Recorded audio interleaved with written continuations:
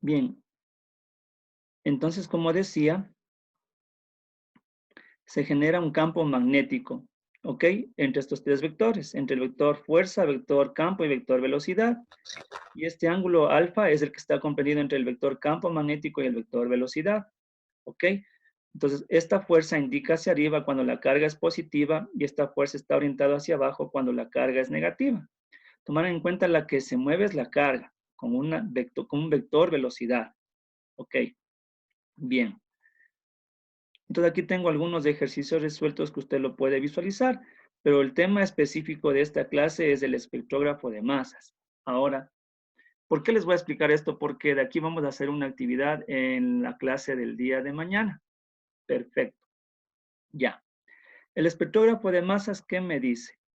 Es un dispositivo que se utiliza para separar los diferentes isótopos que contienen un elemento químico en su forma natural, ya que no es posible separarlos con procedimientos químicos. ¿Qué significa?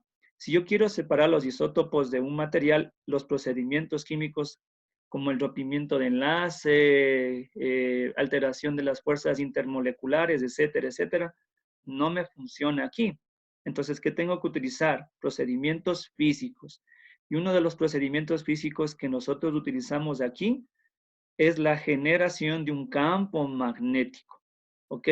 Esta E, recuerde usted que esta E de aquí representaba un campo magnético. Y el campo magnético que se genera entre estas dos placas paralelas siempre está orientado desde un potencial positivo hacia un potencial negativo. Siempre orientado desde un potencial positivo hacia un negativo. Entonces, al momento que pasa un haz de electrones, estos por la generación del campo electrónico, de campo eléctrico, perdón, se van a separar. Estos atraviesan este campo eléctrico con una cierta velocidad, que está en una flecha de color rojo V.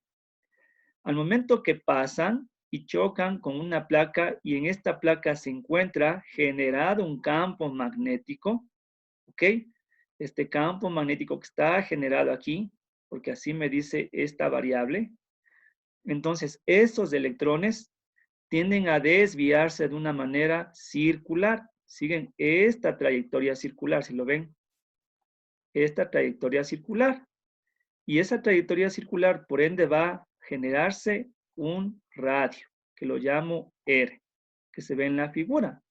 Ahora, en particular de este espectrógrafo de masas, yo puedo determinar con qué radio de curvatura se desvían, en este caso, partículas, isótopos, electrones, protones, etcétera, etcétera. Yo puedo determinar ese radio. ¿Y cómo nosotros determinamos el valor de ese radio? Entonces, ¿qué es lo que tengo que hacer? Debo tomar en cuenta algunas consideraciones. ¿Y cuáles son las consideraciones que yo voy a tomar en cuenta? Miren, me dice como la fuerza siempre es perpendicular a la velocidad. Claro, ya manifestamos anteriormente que los tres vectores, el vector fuerza, el vector campo magnético y el vector velocidad, siempre los tres van a formar ángulos de 90 o por lo general forman ángulos de 90, son perpendiculares, entonces no realiza trabajos sobre los iones. ¿Por qué? Eso vamos a ver en la unidad quinto, vamos en la unidad 5. Vamos a retroalimentar que el trabajo, ¿de qué dependía? De la fuerza, de la distancia y el coseno del ángulo. Si el ángulo es de 90, el coseno de 90 vale 0, entonces por eso es que no realiza trabajo. Eso vamos a ver a profundidad en la quinta unidad. Pero aquí me dice que cuando se produce un movimiento circular, cuando tengo un movimiento circular, como en el caso de aquí, yo tengo una aceleración centrípeta, como está aquí. Aceleración centrípeta. Miren, aquí tengo la definición. Dice que se produce una aceleración centrípeta y esa cómo se calcula. Aceleración centrípeta que es igual a velocidad al cuadrado sobre el valor del radio. ¿Ok? Como tengo también un cambio del vector velocidad, en el movimiento circular también se produce una fuerza. Claro, pues para que se origine movimiento tiene que haber una fuerza, de acuerdo a la segunda ley de Newton. Entonces la fuerza que es igual masa por aceleración centrípeta. Entonces si reemplazo esta expresión en la de acá abajo, entonces me queda que la fuerza es igual a masa por la velocidad al cuadrado sobre radio. ¿Ok? Y esto nosotros podríamos llamarle la ecuación número 1. Ahora, recordemos que al momento que esas partículas chocan en la generación de un campo magnético y ese campo magnético se produce por la presencia de una fuerza, de una carga y una velocidad. Entonces digo yo, fuerza que es igual carga por velocidad, por campo y por el seno del ángulo. Entonces, esta es la ecuación número 2. ¿Se fijan? Si igualo la 1 y la 2, entonces tengo que igualar estas dos expresiones y en este caso, al despejar el radio, si nosotros hacemos el despeje del radio, me queda esta expresión. Radio que es igual masa por la velocidad al cuadrado sobre la carga por la velocidad por el campo magnético. O sea, la masa de la partícula, sea un electrón, sea un protón, sea un isótopo, etcétera, etcétera. La velocidad con la que tiene esa partícula, la carga de la partícula, ok, la velocidad y el campo. Entonces, simplificando estas expresiones en su totalidad, se fijan que aquí puedo despejar o puedo simplificar la velocidad. Entonces me queda esta expresión. El radio es igual a masa por velocidad sobre carga por campo magnético. Entonces, si yo analizo aquí, el radio de qué va a depender? De la masa, de la velocidad, de la carga y del campo. En un espectrógrafo de masas. Entonces yo podía aquí determinar muchas cosas. Podía determinar el radio, podía calcular la velocidad, podía calcular el campo magnético, etcétera, etcétera. Lo que a veces vienen en los enunciados del problema. Con esta expresión de aquí. Ya. Ahora sí mismo, yo tengo las fuerzas sobre las corrientes. Entonces, ¿qué me quiere decir esto? Miren, el campo magnético formado por el enfrentamiento de los polos de un imán de herradura se considera un campo magnético constante. Claro, o sea, el campo magnético aquí lo que me quiere decir es que no va a cambiar, no va a variar en ninguna de la región dentro de un imán de herradura. Si colocamos en este campo magnético un alambre, por el cual circula una corriente I, este experimenta una fuerza magnética perpendicular al plano que forma el campo magnético y el alambre. Entonces, para encontrar esta expresión de fuerza, recordemos lo siguiente. En unidad anterior nosotros, en temas o en clases anteriores nosotros vimos que si tengo un conductor, ok, un alambre, ¿ya? Y este conductor, ¿no es cierto?, de forma de cilindro, que no me sale también aquí, tiene una longitud L. Y aquí yo tengo partículas subatómicas que pueden ser electrones, protones por lo general son electrones, ¿ok? Y aquí yo tengo la carga neta que hay en este conductor, ¿ok? Entonces digo yo debo tomar algunas consideraciones. Si estas cargas fluyen con cierta velocidad en determinado tiempo, yo puedo calcular esa velocidad. ¿Cómo calculamos esta velocidad? Al dividir la longitud, esta es longitud, cuidado con que digan que es 1, esta es una longitud, ¿ok? Es longitud, ya, y aquí tengo el tiempo. Y recordamos que la fuerza que era igual, carga por velocidad por campo y seno de ángulo. Entonces, si yo en vez de poner la velocidad le pongo longitud sobre tiempo, lo estoy reemplazando, tengo esta expresión también. Fuerza es igual carga, longitud por velocidad, seno del ángulo sobre tiempo. Aquí lo único que estoy haciendo es reemplazando variables. ¿Ok? Y también recordando que la intensidad aquí es igual carga sobre tiempo. Entonces aquí tengo una ecuación, tengo dos ecuaciones y tengo tres ecuaciones. ¿Ok? Y si combino las tres, ¿sí? Miren que esto usted tiene en el libro, solo lo estoy explicando. Si usted combina las tres, ¿a cuál debo llegar? Le hice una pregunta. Debo llegar Sí. a esta expresión, ya te doy la palabra, ¿ya? Ya.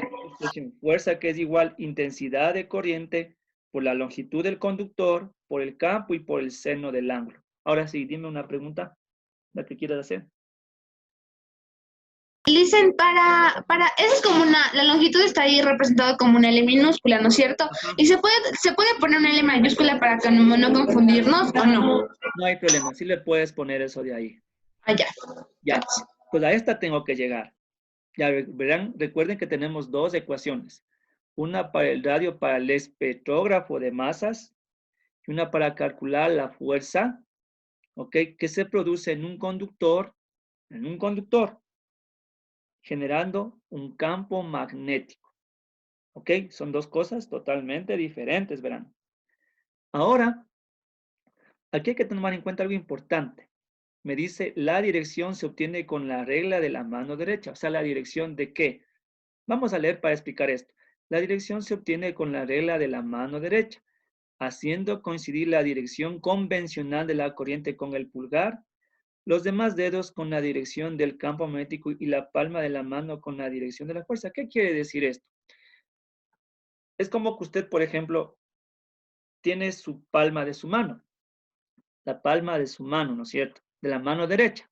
Entonces usted tiene su palma, usted mantiene abierto su palma de manera vertical, el pulgar hacia arriba. El pulgar hacia arriba indica la dirección de la intensidad de corriente. Usted tiene su palma, ¿no es cierto?, abierta. Y usted le cierra, se va a cerrar ¿de dónde? Desde la derecha hacia la izquierda, si usted la cierra. Entonces, el campo magnético va de dónde a dónde? De derecha a izquierda. Pero si usted invierte, si usted le pone el pulgar hacia abajo, mantiene su palma derecha abierta, el índice apunta hacia, perdón, el dedo pulgar apunta hacia abajo. Entonces, esa es la dirección de la intensidad de la corriente. Y si usted cierra la mano, ¿cómo va a estar generada la dirección del campo? De izquierda a derecha, porque es como que está rotando. Esa es la dirección. Eso es lo que le quiere explicar. ¿Ok? Bien. Perfecto.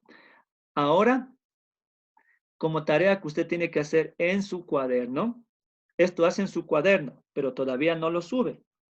Solo lo pone en su cuaderno. Pone ejercicio de campo magnético. No le sube todavía, porque eso le voy a indicar mañana cómo tiene que subirlo, con otra actividad. Por eso tiene que hacer en su cuaderno, no lo sube hoy. Perfecto. Vamos a hacer este ejercicio de la página 115. Este ejercicio.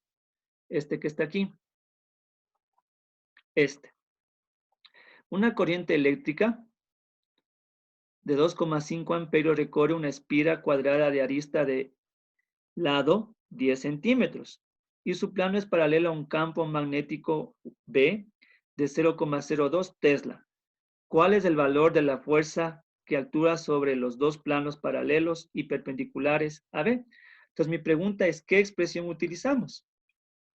La que acabamos de ver hace un rato, ¿no es cierto? Esta. ¿Sí lo ven? Esta vamos a utilizar. Esta fuerza es igual a intensidad por longitud, esta de aquí. ¿No es cierto? Esa vamos a utilizar. Ahora, me pregunta, ¿cuál es el valor de la fuerza? Verán que me dice que actúa sobre los lados paralelos y perpendiculares al campo. Mi pregunta es, ¿la intensidad de corriente conoce o no conoce? Sí conoce, ¿no es cierto? Que es 2,5 amperios, ¿no es cierto? Ya conoce. ¿Conoce la longitud? Sí. ¿De cuánto es? De 10 centímetros.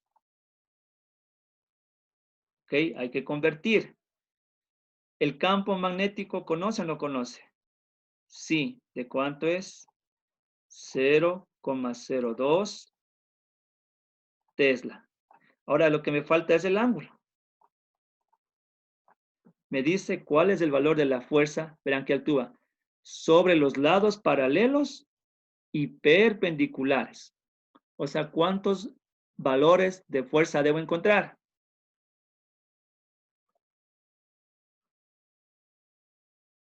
¿Cuántos valores de fuerza debo encontrar? 2. 2. Perfecto. Cuando los lados son paralelos, ¿cuál es el ángulo? ¿Qué ángulo forman lados paralelos?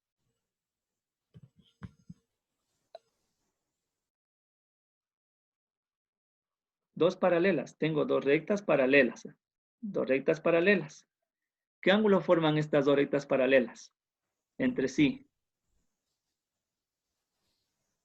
180. 180. Exacto, 180 grados. Perfecto. Y cuando tengo perpendiculares son así. 90 grados. 90 grados. Exacto. Entonces ya tiene todo. ¿Se ve? Si se fijan que tiene todo. Todo tiene para calcular. Todo tiene. Entonces hay que hacer la conversión de los centímetros a metros. Y después, para calcular la primera fuerza, trabajamos con el seno de 180 y para la segunda fuerza con el seno de 90. Y eso es todo. ¿Alguna pregunta? No, Liz. No, Alice. ¿Ya?